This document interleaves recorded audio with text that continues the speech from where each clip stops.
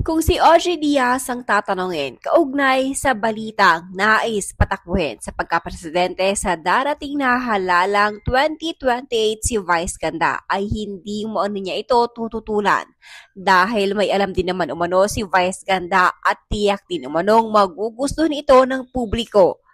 Kahit na si Vico talaga ang bet niyang tumakbo sa pagkapangulo ay susuportahan pa din umano ni OG Diaz si Vice lalo pat hindi pa maaaring tumakbo si Vico Soto bilang presidente sa susunod na halalan dahil sa edad nito.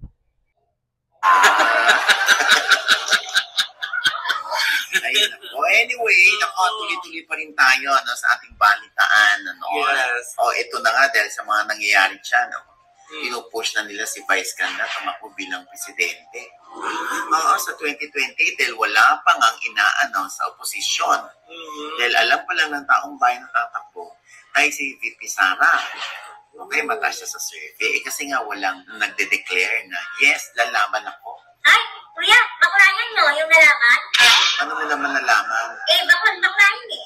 Yes, nalaman ako.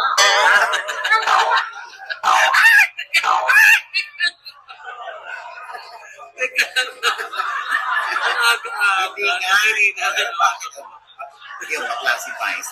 Ano nga sinabi? Ay, eto nga, Nay. Kasi na-interview si Director Lab Diaz. Sabi niya ganon.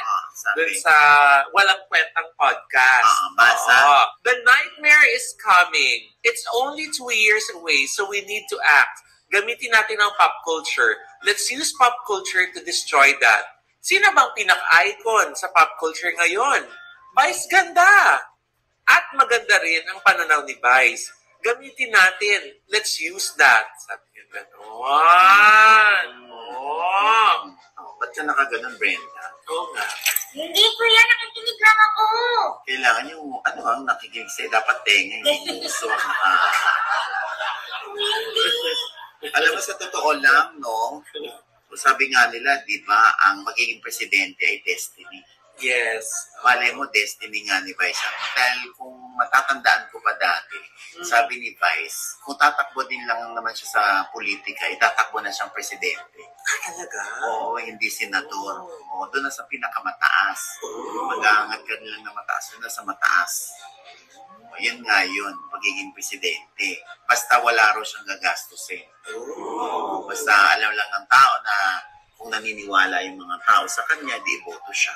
Kung hindi, huwag siya iboto. Ganon. Oo. Alam mo, sa totoo lang, no? Why not? Oo. Diba? Kasi, syempre, ang mga tao ngayon talagang gusto nila, mga palapan. Gusto nila, Gen Z. Yes. Patulad si Kiko Barsaca, yung congressman sa Dasmariñas, di ba? Parang aliw na aliw sila sa pakikipagbardagulan ni Kiko Barsaca.